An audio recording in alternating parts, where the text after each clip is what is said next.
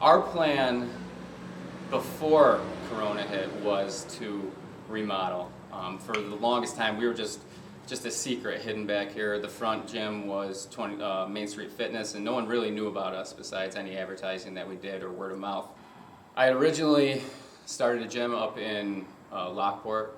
It was called the Precy Speed School. It was part of a Precy franchise, and I was driving from Bergen, where I was a school counselor, up there every day, and it just became a lot. And what I was doing with athletes up there, I wanted to be able to do in my hometown here in Leroy, because I've got kids here, all my kids' friends. I'm really invested in the sports, so I wanted to bring what I was doing up there back here home to Leroy. So just started real small in a back room here. I actually started with the adults first. We ended up building out another room in here. Casey came on and started coaching about a year ago.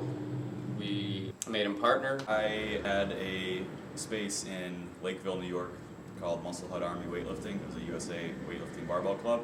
So we did primarily Olympic weightlifting, and I also had a group of general population people whom I worked with. Met Matt through a competition that we did together. I ended up leaving my space in Lakeville. He offered me the opportunity out here. So like you said, I came and started coaching, just kind of doing what I was doing back there, and then he's got more involved with it, kind of learned more about Matt and his vision for the place. It was something that I could see also and really believed in, and thought that he had the right idea for everything and the right head on his shoulders to do it. So that's kind of when we made talks about going into like a partnership.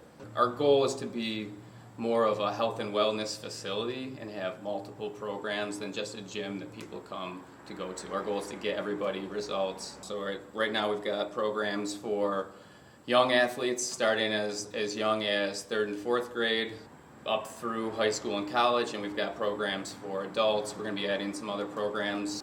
We started, I think, 2 weeks before the shutdown, Corona hit, and at first when it happened, we're like, oh boy, what are we going to do?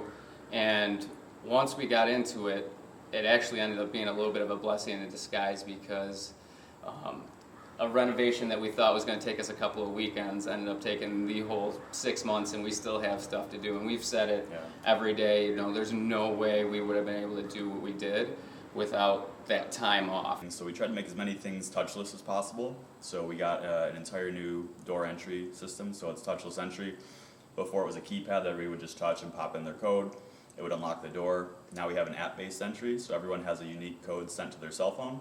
So when they arrive at the door, they can just pop the button on their cell phone, that unlocks the door, and they can come in.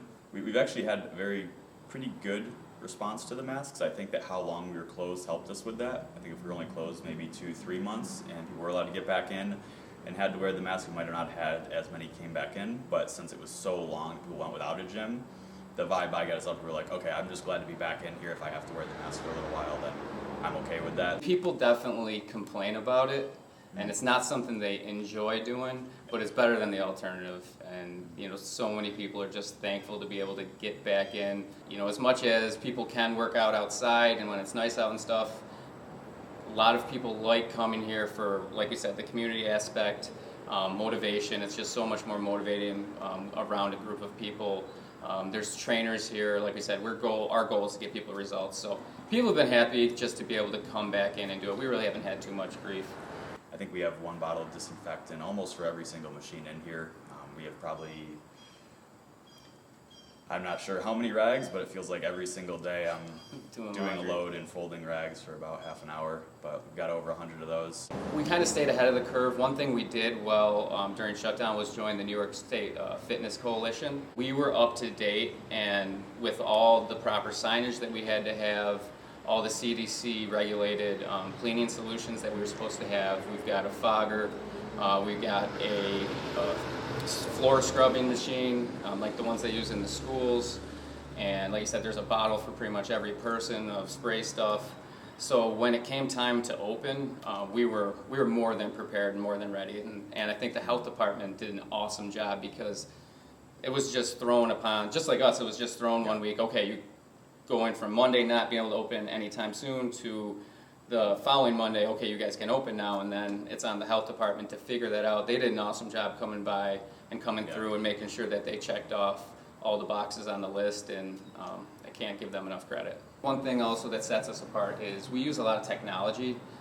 So we have an in-body scanner, which is a body composition scanner, which is the same thing the NFL uses, which actually shows people that just because that scale's not moving or moving in a different direction doesn't mean that what's going on in your body isn't positive. You're not gaining more muscle than the fat that you're losing and things like that. And same thing with the athletes.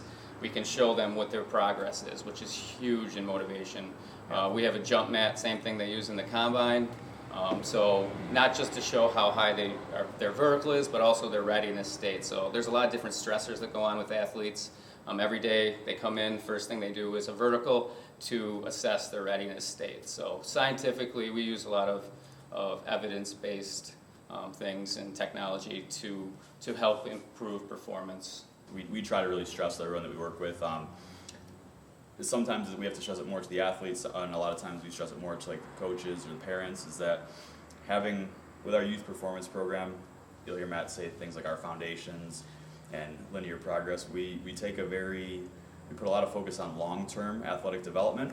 So we have, let's say there's a sixth grader who's a stud wrestler, really good.